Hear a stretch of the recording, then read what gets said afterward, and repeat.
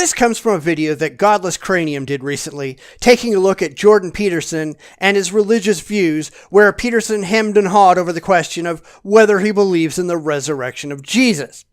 And I made a point in the comments of his video that people simply cannot expect to have heroes and idols because they're always going to be let down. And when they are let down, far too many have to pretend to support the things that would otherwise disappoint them, because their heroes simply cannot be wrong.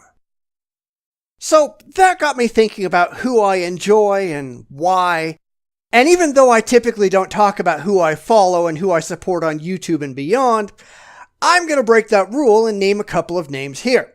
And of course, none of these people are heroes of mine because I simply lack heroes. I regard people as people. Some of the things they say are good, some of the things they say are bad, and I can praise the good parts and criticize the bad parts, and not have a problem doing either. I mean, two people that I do respect for the most part online would be Dave Cullen of Computing Forever and Hunter Avallone, both of whom I would say I pretty consistently agree with. I don't know that I've ever heard Dave Cullen say something I disagree with, although I haven't heard everything he said, and he might very well hold views that I don't like, that I simply haven't heard. And if he does, then I would openly say that I disagreed. And then you get people like Milo Yiannopoulos and Ben Shapiro, two people that I usually agree with when it comes to their political views, especially their anti-SJW stuff. But when it comes to religion, I think both of them are completely out of their minds.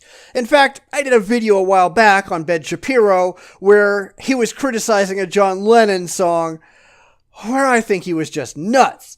But I can still respect their political positions without respecting their religious ones.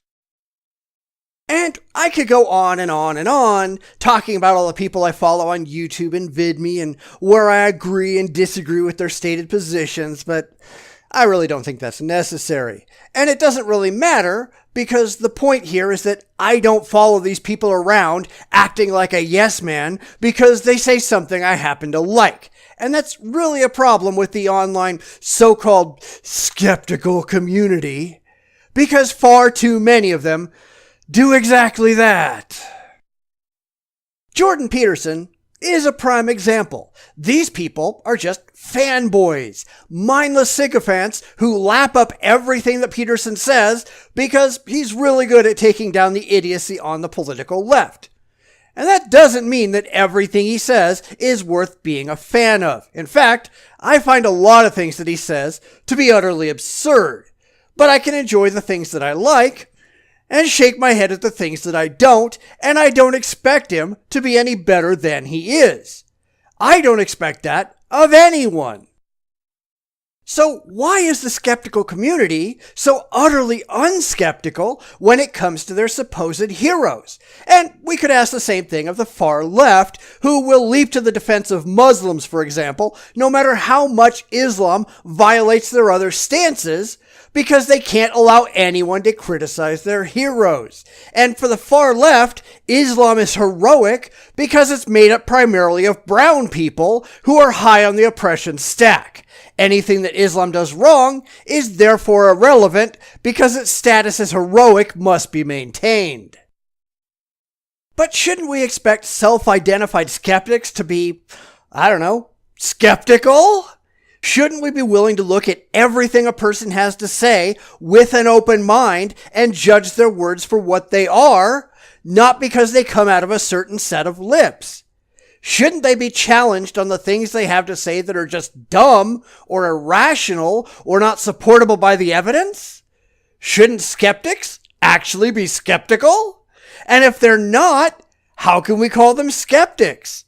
Aren't they just fanatics? Is that what we should aspire to be? I think not. So that's about all I have to say on this at the moment, but of course, let me know in the comments what you think. And I'd like to thank Godless Cranium for getting me started down this rabbit hole. I've linked to his original video in the description.